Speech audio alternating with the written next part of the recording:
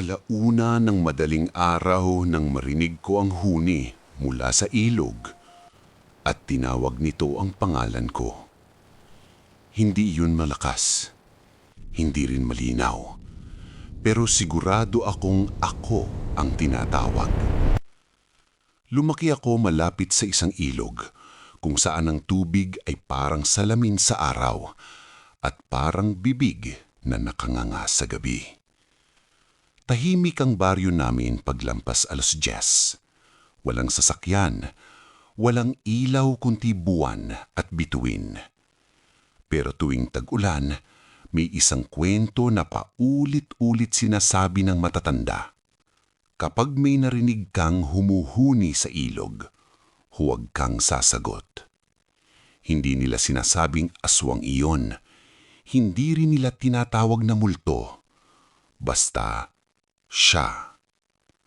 Nagsimula ang lahat nang mawala ang aso namin. Isang gabi, bigla na lang itong tumahol ng tuloy-tuloy. Hindi galit na tahol, takot. Tapos biglang tumigil, parang pinatay ang tunog. Kinabukasan, nakita namin ang tali niya sa may dalampasigan ng ilog. Naputol, walang dugo, walang bakas ng pakikibaka. Noong gabing iyon, narinig ko ang unang huni.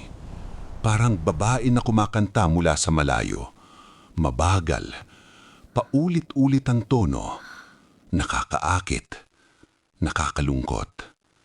At sa pagitan ng mga nota, narinig ko ang pangalan ko. Mahina, pero malinaw. Hindi ako sumagot.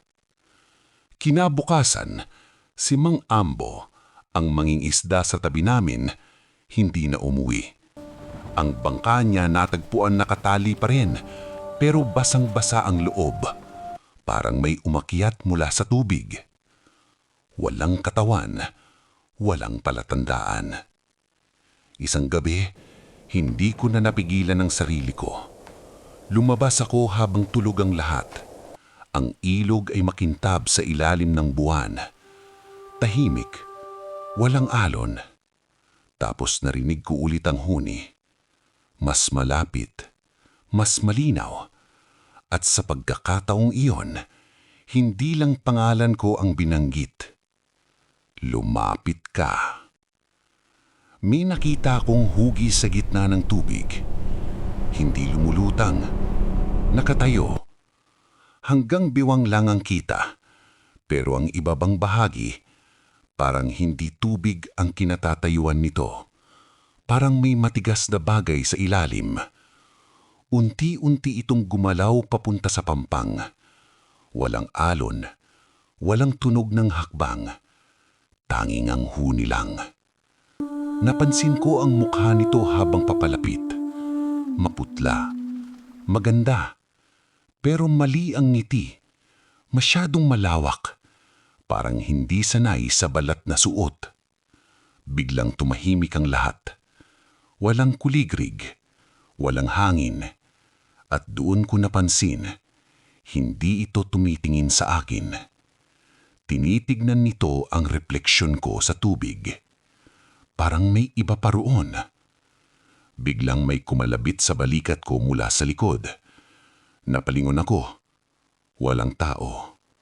Pagharap ko ulit sa tubig, wala na ang babae. Pero sa tubig, may 2 anino na nakatayo. Isa ako. Isa. Hindi. Tumakbo ako pauwi. Kinabukasan, may bakas ng basa at putik mula sa pampang papunta sa likod ng bahay namin. Hanggang pintuan, doon ito tumigil. Simula noon, hindi na ako lumalapit sa ilog kapag gabi. Pero tuwing umuulan ng malakas at umaapaw ang tubig, may maririnig akong huni mula sa kanal sa likod ng bahay. At minsan, kapag nakikita ko ang refleksyon ko sa salamin, parang may isa pang nakatayo sa likod ko.